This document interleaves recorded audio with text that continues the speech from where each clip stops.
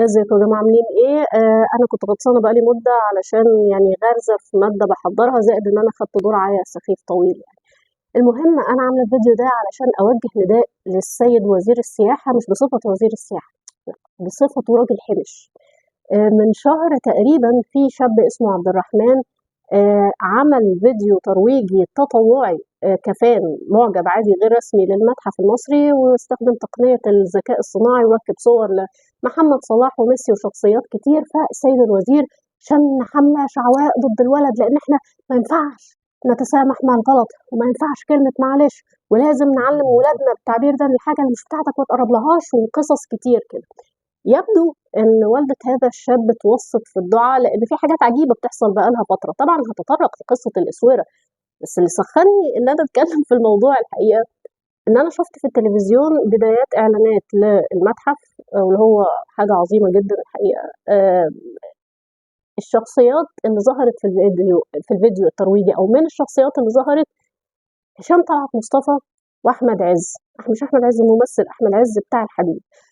المشكلة مش كده برضه، لأن إحنا كمصريين ستر وغطا على بعضينا في الأول وفي الآخر. لأ، دول عملوا الفيديوهات بالإنجليزي والفرنساوي.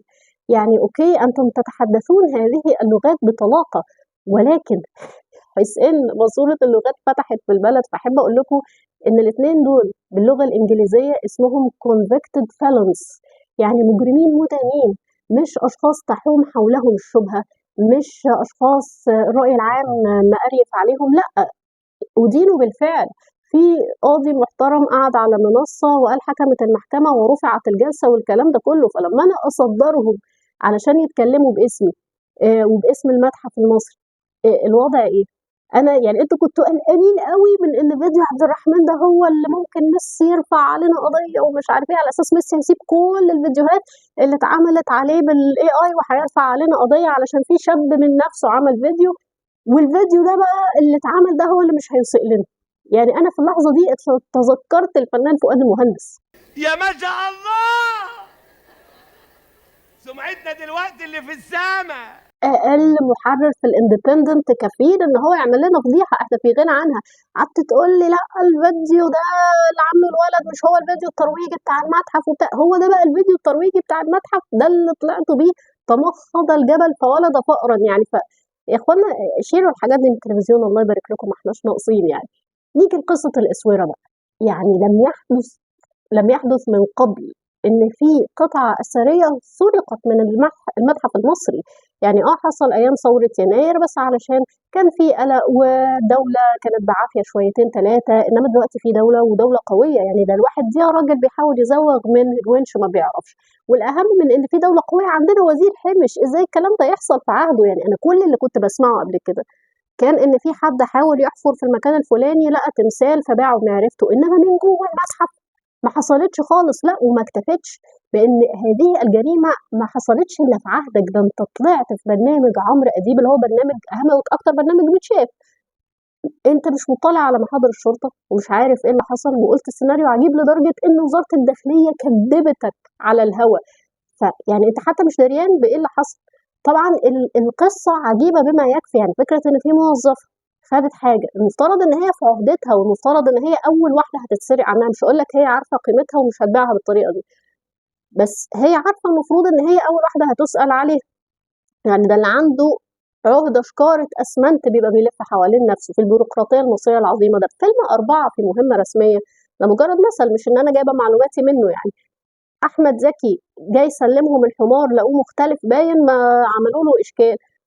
ففي واحدة في عهدتها حاجة أثرية ومع ذلك ما اهتمتش، خرجت بيها بقى ولا كاميرات ولا إنذار ولا أي حاجة خالص وبعتها. فبفرض أن هذا السيناريو حدث، وطبعا كل الناس مش مصدقاه بسبب الطريقة اللي حضرتك عرضت بيها الموضوع، وإنك مش عارف حاجة خالص وبتاع. إيه كمية المسخرة اللي هي شافتها حواليها خلاها تتجرأ إن هي تعمل كده؟ قُل لي يعني. لأ، وكمان إيه، المفروض إحنا هنفتتح المتحف المصري الجديد، فهنراجع بقى الحاجة وهنتمم على الحاجات وبتاع. يعني ده ظرف مشدد كمان، العين قد كده على كل حاجة. فإيه، فأنا هاقول لك أولًا بحكم المسؤولية السياسية جريمة زي دي، لأن ده أثر فرعوني مش أي حاجة، لازم حضرتك تمشي. يعني لو أنت ما مشيتش من نفسك حد يمشيك، بس سيبنا من المسؤولية السياسية مش بتاعتنا.